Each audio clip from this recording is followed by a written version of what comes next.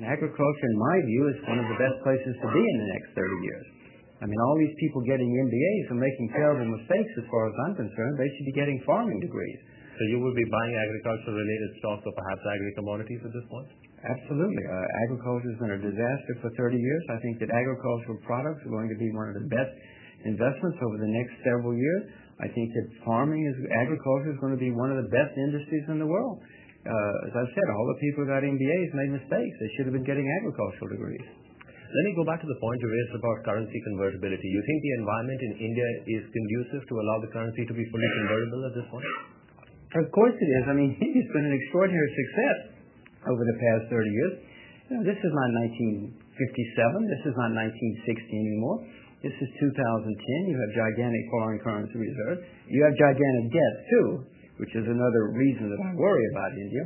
But what's the point of having currency controls in 2010, especially if India or any nation wants to be a major player on the world economic scene? What are they afraid of? They're afraid people might take their money out of India? Of course they might. But some people might put their money into India, too.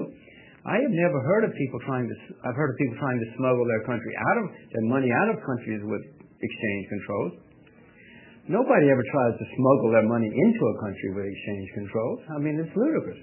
If they had an open free flow of capital, a lot more people would bring money into India, including me. How concerned are you about the debt position? Because globally, every country today has debt. Just the amount pretty much varies. But India's got debt with growth.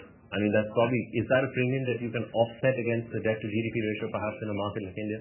I'm extremely worried about it.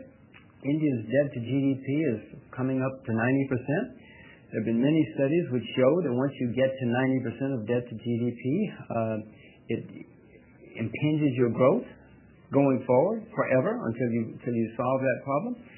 I mean, this is not an opinion. These are facts which have been documented several times, and that's one of the major negatives for India as far as I'm concerned. Back to your politicians, I mean, run up these gigantic debts, which are not good for India. It's good for them, but it's not good for India. It's not good for Indians. But they've done it. No, it worries me a great deal.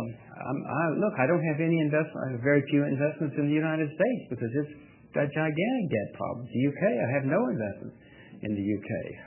If I take that back, my only investments in the U.S. I've sold short. I've sold short in the U.S. and I own the currency. But the U.S. is a disaster.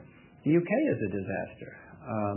All these countries that have run up gigantic debts on the backs of their citizens in the past 2 or 3 decades are not in good shape now.